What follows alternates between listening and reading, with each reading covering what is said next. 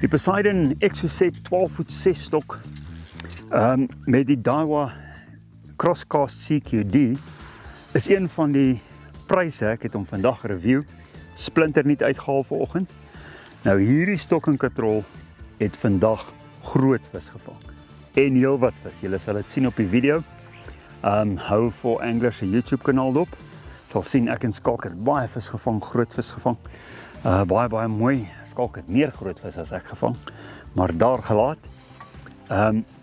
Hierdie twee stokke en katrolle kan jy wen deur in te skryf, 'n kaartjie te koop en is net een van die pryse. Dis die toppryse. Dis omtrent 12 of 13.000 rand werd.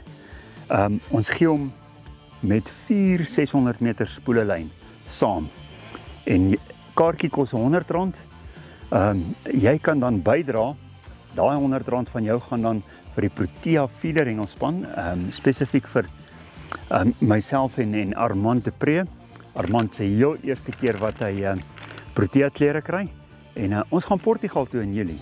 So as jy graag wil deel wees van hierdie mooi storie, koop 'n kaartjie of 'n paar en jy kan 'n paar goed wen. Onder andere ook 'n lekker naweek by die Nyl, grootvisse vang, guided deur Armand homself, waar jy kan baie visse vang, ten volle betaal.